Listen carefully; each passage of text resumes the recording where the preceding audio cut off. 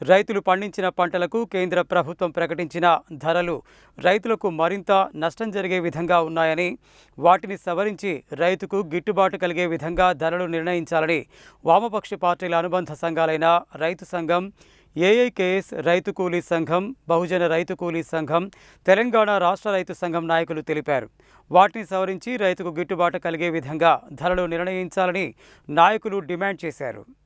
ఆదివారం నల్గొండ బస్టాండ్ సమీపంలోని సుభాష్ విగ్రహం దగ్గర తెలంగాణ రైతు సంఘం, ఏఐకేఎస్ రైతు కూలీ సంఘం, బహుజన రైతు కూలీ సంఘం, తెలంగాణ రాష్ట్ర రైతు సంఘం నాయకులు ఎంఎస్పీ జీవో ప్రతులను దగ్ధం చేశారు. ఈ కార్యక్రమాన్ని ఉద్దేశించి ఆ సంఘం నాయకులు మాట్లాడుతూ దేశంలో ఉన్న 500 రైతు సంఘాలను కలుపుకొని ఈ నెల 31 తేదీ వరకు నిరసన కార్యక్రమాలు నిర్వహించాలని ఏఐకేఎస్ భావించిందని అన్నారు. కేంద్రం ప్రకటించిన ఎంఎస్పీ ప్రకారం రైతులు పండించిన పంటలకు గిట్టుబాటు కాక రైతుల ఆత్మహత్యలు పెరిగే పరిస్థితి ఉందని ఆవేదన వ్యక్తం చేశారు. ఒక ప్రక్కన కేంద్రం ఎరువుల ధరలను పెంచుతూ సబ్సిడీలు ఎత్తివేయడం వల్ల రైతులకు పెట్టుబడి పెరుగుతుందని, పంటకు గిట్టుబాటు ధర లేక రైతులకు దిక్కుతోచని స్థితి ఏర్పడుతుందని, రైతు ఆత్మహత్యల పరంపర కొనసాగే ప్రమాదం ఉందన్నారు. మరోవైపు ఇతర రాష్ట్రాల్లో రైతులు పండించిన గోధుమ పంట, ఇతర పంటలను మొత్తం కొనుగోలు చేస్తుందని, తెలంగాణ రాష్ట్రంలో రైతులు ఎక్కువ పండించే వరి ధాన్యంను కొనమంటే కేవలం 53 లక్షల మెట్రిక్ టన్నులు మాత్రమే కొనుగోలు చేస్తామని చెప్పడం మోడీకి తెలంగాణ రైతులపై ఉన్న చిత్తశుద్ధిని గమనించవచ్చని అన్నారు.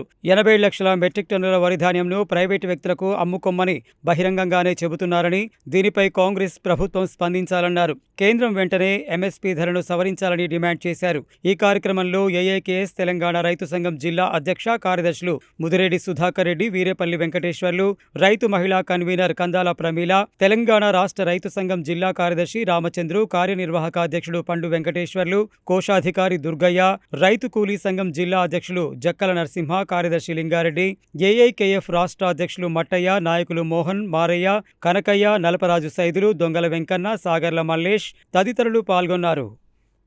భారతదేశం నేటికి వ్యవసాయ ఆధారిత దేశంగానే ఉంది. ఇక్కడున్న మెజారిటీ ప్రజలు వ్యవసాయం మీదనే ఆధారపడారు. రైతులు మరియు కూలీలు ఇద్దరు వ్యవసాయ రంగం మీద 50% పైగా జనం జీవనాధారంగా కలిగి ఉన్నారు. ఇటువంటి రంగాన్ని కంటికి రెప్పలా కాపాడాల్సినటువంటి ప్రభుత్వాలు దురదృష్టవశాత్తు ఈ రంగం మీద సరైన శ్రద్ధ పెట్టకపోవడమే కాదు, ఈ రంగం మీద సవతి తల్లి ప్రేమను చూపెడుతున్నాయి. ముఖ్యంగా కేంద్ర ప్రభుత్వం ఇటీవల పంటలకు మద్దతు ధర ప్రకటించాయి. ఆ మద్దతు ధర చూస్తే చాలా కంటి తుడుపుగా ఉన్నది. అత్యంత తక్కువగా, అంటే ఇప్పుడు వడ్ల లాంటి ఎక్కువగా పండేటువంటి మన ప్రాంతంలో 72 రూపాయల క్వింటాల్కి పెంచారు. అట్లాగే పత్తి, అది కూడా 500 రూపాయలు మాత్రమే పెంచారు. కానీ ఆ వడ్లు పండించడానికి దానికి అయ్యే పెట్టుబడులు చూస్తే అవి ఎరువుల ధరలు కానీ, క్రిమిసంహారక మందుల ధరలు కానీ, లేదా డీజిల్ పెట్రోల్ పెరిగినాయి కాబట్టి కోత మిషన్లు వాటి ధరలు, ట్రాక్టర్ల ధరలు కానీ విపరీతంగా పెరిగిపోయినాయి. అంటే పెరుగుడు చాలా, పెట్టుబడులు పెరిగిపోతున్నాయి, దిగుబడులు అంత మాత్రమే ఉన్నాయి, కానీ పంటలకు మద్దతు ధర మాత్రం రావడం లేదు. ఇటీవల పెంచడం అనేది అత్యంత ఘోరంగా ఉంది. దాన్ని వెంటనే సవరించాలని రైతు సంఘంగా డిమాండ్ చేస్తున్నాం. అట్లాగే కేంద్రంలో ఉన్న బీజేపీ ప్రభుత్వం అన్ని రంగాల్ని ప్రైవేటీకరించింది.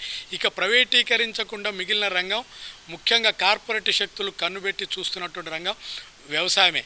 కాబట్టి వ్యవసాయాన్ని కూడా ప్రైవేట్ పరం చేయాలి అంటే కార్పొరేట్ శక్తుల చేతికి, విదేశీ స్వదేశీ కార్పొరేట్ శక్తులకు దాన్ని వాళ్ళకి ఇచ్చేయాలనే పద్ధతుల్లో ఇటీవల నూతన వ్యవసాయ చట్టాల పేరుతోటి నల్ల చట్టాలు తీసుకొచ్చింది. దానికి వ్యతిరేకంగా వీరోచిత పోరాటాలు నడిచినాయి, చారిత్రాత్మక పోరాటాలు నడిచినాయి. కాబట్టి అది వెనక్కిపోయింది. కానీ ఇప్పటికీ ఈ ప్రభుత్వం వ్యవసాయ రంగాన్ని ప్రైవేటీకరించాలనే దుర్బుద్ధితోటి మాత్రమే ఉంది. కాబట్టి ఈ ఎంఎస్పీ అనేది చాలా తక్కువ పెంచారు.